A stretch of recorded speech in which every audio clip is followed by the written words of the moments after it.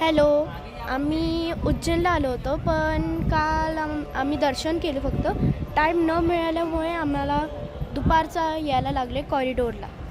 Corridor म्हणजे उज्जैनच्या कॉरिडोरला जिथे मूर्त्या असतात. मग संध्याकाळचा टाईम नाही भेटला म्हणून दुपारी आले, नाही तर संध्याकाळी लाईटिंग फाउंटेन खूप सुंदर असतं तिथले. पण टाईम न मिळाल्यामुळे आता दुपारचं आलं आहे. मग आता तुम्हाला मूर्त्या दाखवते. ही महादेवाची मूर्ती म्हणजे शंकराची बघू शकता.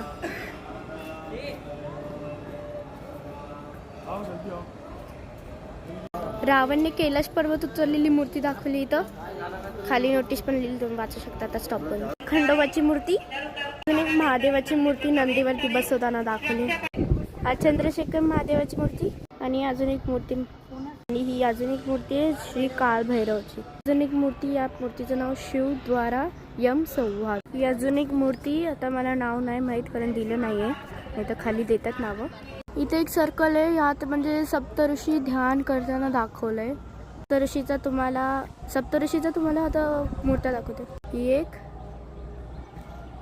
एक अजून एक, ही चौथी मूर्ती, ही पाचवी, ही सहावी, शेवटची सातवी.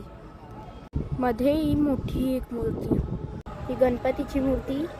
आणि अजून एक मूर्ती, याचं नाव नाही दिलं आहे म्हणून मला माहीत नाही.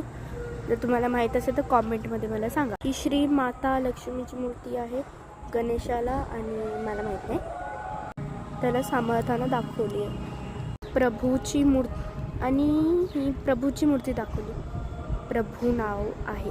मग सगळ्या मूर्त्या दाखवून झाल्या आहे, तर पार्ट टू लवकरात लवकर येईल, कारण मी अर्ध्याच मूर्त्या दाखवल्यात. सगळ्या मूर्त्या नंतर पार्ट 2 मध्ये येतील. मग बाय, जय श्री महाकाल.